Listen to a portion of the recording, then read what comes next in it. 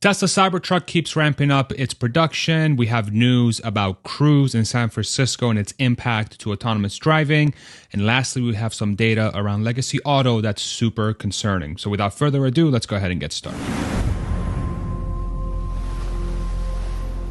First, we'll go with Tesla Cybertruck. Here is yet more pictures of the Cybertruck being carried around in Austin, Texas. From S.E. Robinson on X, thank you so much for sharing these pictures. Tesla Cybertruck found on Ben White Boulevard in Austin. But one of the things that's pretty important about this is that Tesla is starting to ramp up its Cybertruck production.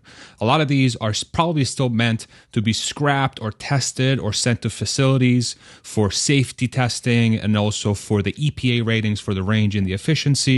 But there is growth in how quickly Tesla is manufacturing the Cybertruck. Here's Auger Truck on X, keeping track of all the different Cybertrucks that have been shown. And Auger states that from his standpoint, there are about 45 Cybertrucks, including the sightings, just a few hours ago, right before this video. And when I touch base with one of my sources at Giga Texas, Gregor Truck on X, he says that that number is likely correct, somewhere between 45 to 50. Now, if we look at the latest production and how many trucks are coming out of Gigafactory Texas, it looks like the factory is building about 5 trucks per day, which equals to about 35 per week.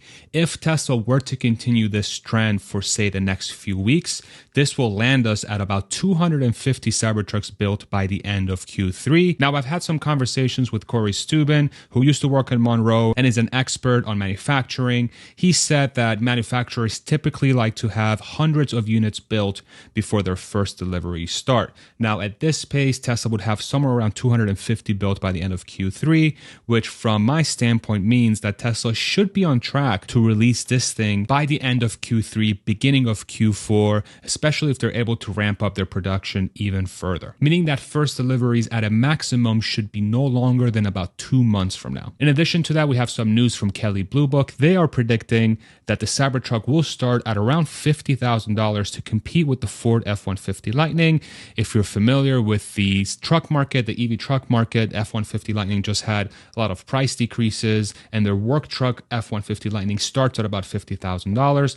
Now, I think this is quite aggressive for starting prices. I do think over time, as Cybertruck ramps, they'll get to that $50,000 starting price once they go through their top tier tri-motor or quad motor configuration and the dual motors. I believe they'll have some sort of trim in the long term that will start at $50,000. Now, there was some major news coming out of San Francisco over the weekend where Cruise has gotten into some accidents in the last few weeks, and regulators in San Francisco told Cruise to immediately reduce its active fleet of vehicles by 50% after a Cruise robotaxi was involved in a crash with an emergency vehicle, and Cruise has agreed to a 50% reduction.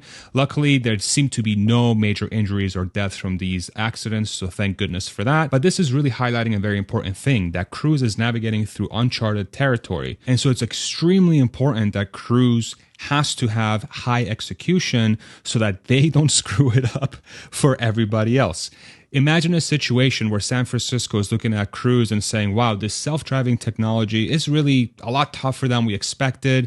These folks don't seem to have a good grasp on the technology, and the Cruise cars are getting into accidents left and right. This could incentivize the regulators from San Francisco to put very, very strict guidelines and rules that are potentially unnecessary, especially if Cruise becomes, let's say, the standard bearer or really the default technology that San Francisco is trying to base its regulation on. In addition to that, you could have cities like Orlando, you could have cities like Austin, New York, and whatever, looking at this San Francisco example and being like, man, this is kind of crazy. I don't want people to have to deal with this self-driving stuff. Cruise and other companies that potentially are going to come to our cities are going to abide by these very strict guidelines that are potentially way too restrictive. But it's also very important to give Cruise a ton of credit for at least trying to solve for this, because it's obviously a super difficult problem.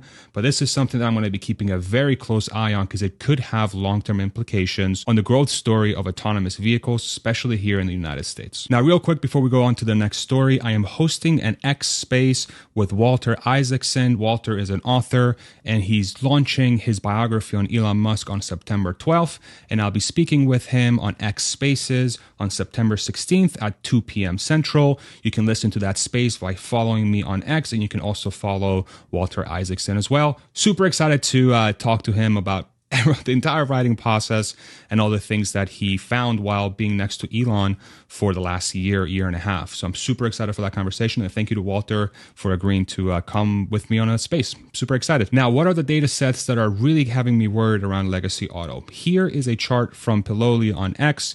This is spend money on world's top 10 best-selling EVs. That's kind of like a tongue twister. Top 10 best-selling EVs. I guess not. I guess I just can't talk. In the first half of 2023. As you can see here, the green is the Tesla Model Y and the Tesla Model 3 take up nearly 60% of the total money spent on the top 10 best-selling EVs in the world. And here's a different way of looking at it. The green bar is how many units are sold of each car, and the yellow line is how much it costs. And as you can see here, Tesla Model Y is by far the best-selling EV in the world by units. The Model 3 is in second place, closely followed by the BYD Song in third place. And as you can see here as well, look at the yellow line here. The Tesla Model Y is by far the most expensive, followed by the Tesla Model 3, and then the BYD Han, whose units are in the bottom half. But here are my two huge takeaways from this list. It's actually three. The first one is that Tesla has the two most expensive cars on the list by far. Again, if we look at this list, you have the Model Y most expensive, the Model 3, and then a little bit lower is the BYD Han, but they sell significantly less units of that car versus the Model 3. And the other major takeaway is that Tesla has the two best-selling cars on the list as well. So they have the two most expensive, yet they have the two best-selling. And that's why they have the most spend money for the world's top 10 best-selling EVs. It's because you have the best-selling car that also happens to be the most expensive, and you have the next best-selling car, which also happens to be the next most expensive. But an even bigger takeaway is if you look at the top 10 list, the Model Y, the Model 3, the BYD Kin, Yuan, Song, BYD, GAC, Wuling. These are two Teslas and the rest of it are Chinese automakers. So my question becomes, where is legacy auto on this list? Legacy automakers have been around for a really long time. They've built out great cars over the last decades, but from an EV standpoint, they're absolutely nowhere to be seen when you look at their total global sales. And these types of data sets are really growing my concern for legacy auto on the daily, really. You would think that companies that have been around for so long would be part of that top 10 list. Ford, GM, Volkswagen, everybody else, Toyota, Honda, these are giant corporations that make millions of cars per year. How come they're not in the top 10? If legacy auto was so good at making cars, how come they're not in the top 10? And then the additional variable we have to throw on there is what happens when Tesla releases more affordable models. The two best-selling cars on that list, again, are the two most expensive. So what happens when they release a compact car and potentially even a cheaper car after that compact car? In my opinion, this kind of data set is what really describes what's about to happen to legacy automakers in the medium to long term. The fact that they haven't cracked the top 10 after 10 years since Tesla came out with their original Model S back in 2012, it's a very big warning sign. I'm legitimately concerned. I'm concerned that Ford in the next 5 to 10 years, unless something drastic happens and they're able to enter the top 10, that they're going to experience some huge losses when it comes to their car business. Same thing with Toyota, same thing with GM, and that could mean millions of jobs lost from those companies in the long term. But I would also love to hear what you think about that data set. I would love to hear what you think about the thing that happened with Cruise in San Francisco and the ramp of the Cybertruck. There's a lot of stuff happening in the EV space, believe it or not. And it does seem like we're starting to enter a really big transition, especially as these new automakers start making more new cars that start potentially displacing all the existing cars from legacy automakers. Real quick, a very easy way to support the channel is by clicking subscribe. About 69% of you are not subscribed right now. And of course, I super appreciate you stopping by and watching my videos. But if you'd like to support the channel, super easy, just click subscribe for me. And then if you'd like to go above and beyond, I have a link to my merch in the description below, as well as a link to Athletic Greens, which is a supplement that I take every single day. You'll get free travel packs and vitamin D with your purchase. Thank you so much for watching. I hope you have a great day and we'll see you in the next one. Take it easy, everybody. Bye-bye.